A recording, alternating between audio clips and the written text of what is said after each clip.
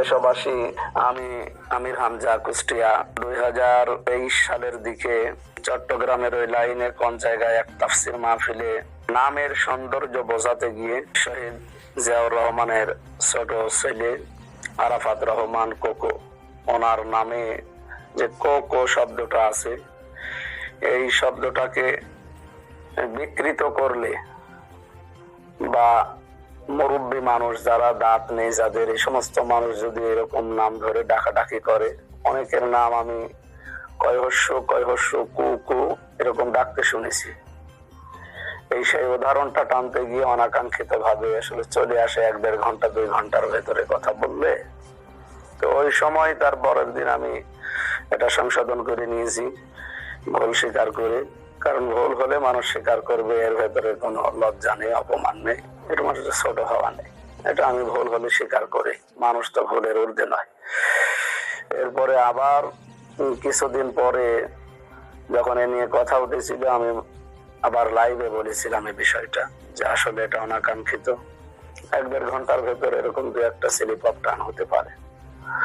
এটা আমি উদাহরণ হিসাবে সুন্দর নাম বা কোরআনে কারিমের সূরা আরাফের যে আয়াত পড়লাম, তিরমিজি শরীফের যে হাদিস কানা ইউগাজ্জিরুল ইসমাল কবিহা, তিরমিজি শরীফে নবীজি জানিয়েছেন হযরত আয়েশা থেকে বর্ণিত, যে কোনো খারাপ নাম তিনি যদি শুনতেন ওই নামটা পাল্টিয়ে দিতেন।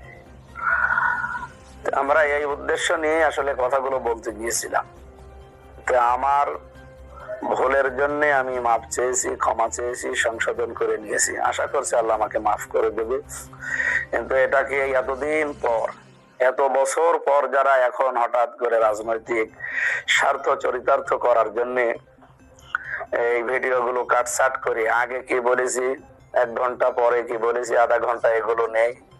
এই 8 মিনিট 8 সেকেন্ড 10 সেকেন্ড 15 সেকেন্ড সামনে নিয়ে এসে যারা জাতির সামনে আমার কে চরিতার্থ করার চেষ্টায় আছে, তাদেরও তো কত ভুল হয় তাদের রাজনৈতিক নেতাদের নিয়ে কথা বলতে গেলে। এই তো কয়েকদিন আগে তাদের একজন মরহুম বা মরহুমা মানুষকে নিয়ে কথা বলতে গিয়ে তারা এমন একটা শব্দ চয়ন করেছে যেগুলো তাদের দলের লোক হাসাহাসি করছে।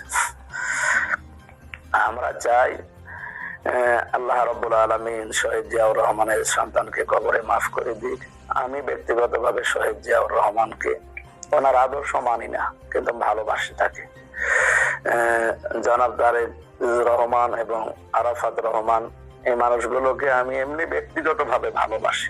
যেহেতু পৃথিবীতে মানুষ হিসাবে আমরা তাদেরকে ভালোবাসি, সেই হিসাবে আমি ওই বক্তব্যের কারণে ভুল স্বীকার করে সংশোধন হয়ে গেছি।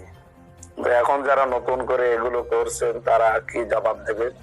বা মানুষ কিন্তু এখন সচেতন, মানুষ বুঝে ফেলেছে আপনারা এগুলো হিংসার বশবর্তী হয়ে বা রাজনৈতিক প্রতিহিংসার কারণে এগুলো করছেন।